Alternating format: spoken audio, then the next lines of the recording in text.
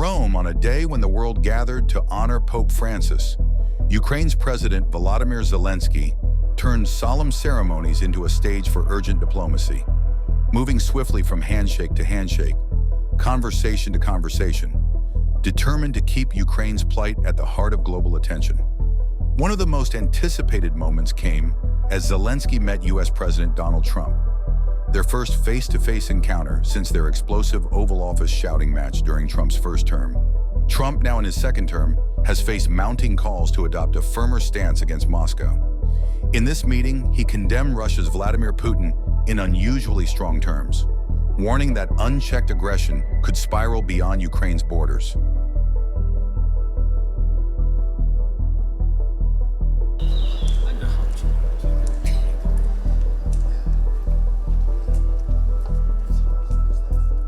Following his exchange with Trump, Zelenskyy moved quickly to engage British Prime Minister Keir Starmer.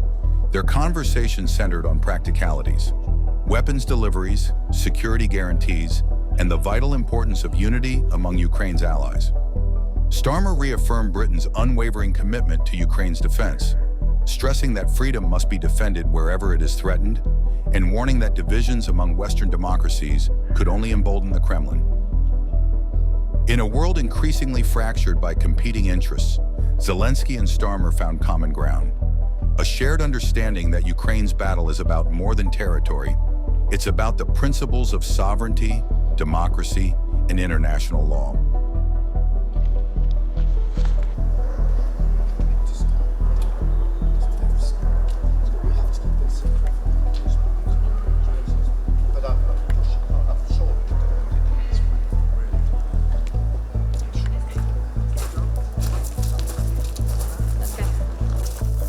Mr. President, how did the meeting with Trump go?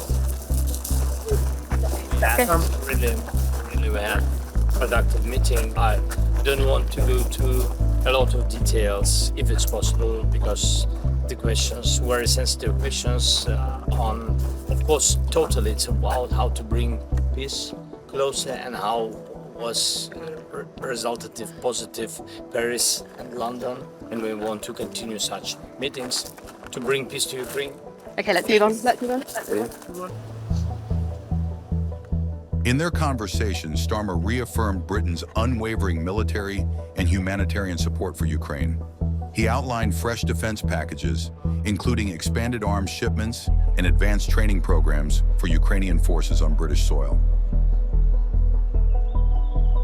Starmer emphasized that post-Brexit, Britain's global responsibility is clearer than ever: to stand with Ukraine as part of a broader commitment to defending democracy worldwide. He assured Zelenskyy that London would remain a bulwark against Russian aggression, regardless of changing political tides. The two leaders also discussed long-term reconstruction efforts, with Starmer pledging that Britain would play a leading role in helping rebuild Ukraine's shattered cities and critical infrastructure.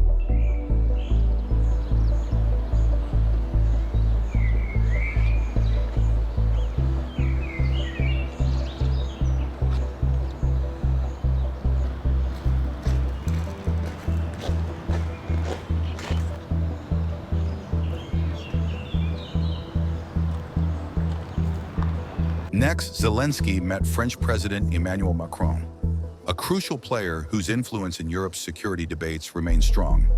Their talks focused not only on the immediate need for continued military aid, including air defense systems and artillery, but also on France's emerging role in shaping a post-war settlement that safeguards Ukraine's sovereignty and security. Macron reiterated France's full support for Ukraine's European future, promising to accelerate EU membership pathways and deepen bilateral ties. He also proposed hosting a new Ukraine reconstruction conference later this year, uniting public and private sectors behind Ukraine's long-term recovery.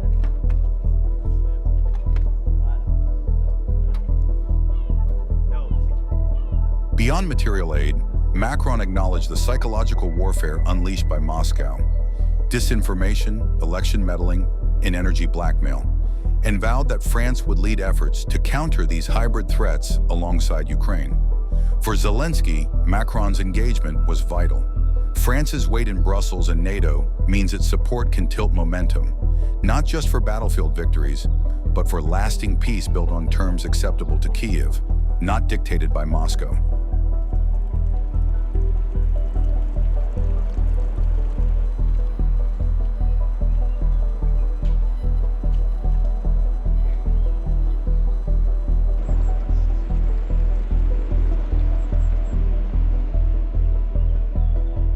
A consistent message echoed: Ukraine's future must not be decided by aggression. It must be secured by unity, principle, and enduring international support.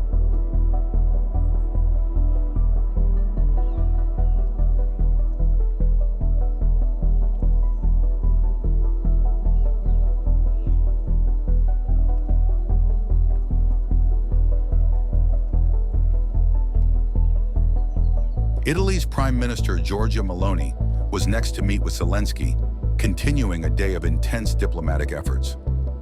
Meloni, who has navigated complex domestic pressures regarding Ukraine aid, delivered a firm message: peace must be real and verifiable. In their meeting, Meloni stressed that any ceasefire must come with concrete signs of Russian de-escalation, troop withdrawals, prisoner exchanges, and security guarantees. She warned that a premature settlement could allow Russia to regroup and reignite conflict later.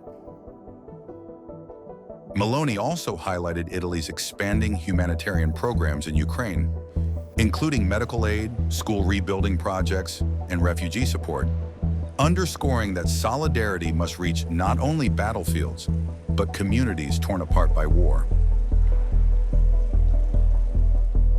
Zelenskyy welcomed Italy's balanced approach, combining strong defense commitments with urgent humanitarian action, and reiterated that Ukraine seeks a just peace, not a pause that would reward invasion.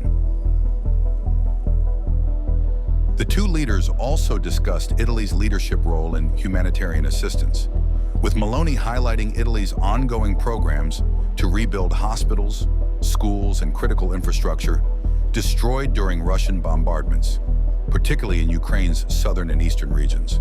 She emphasized Italy's commitment not just on the battlefield, but in the post-war recovery of Ukraine, pledging increased financial contributions to European Union recovery funds and supporting international tribunals to prosecute war crimes.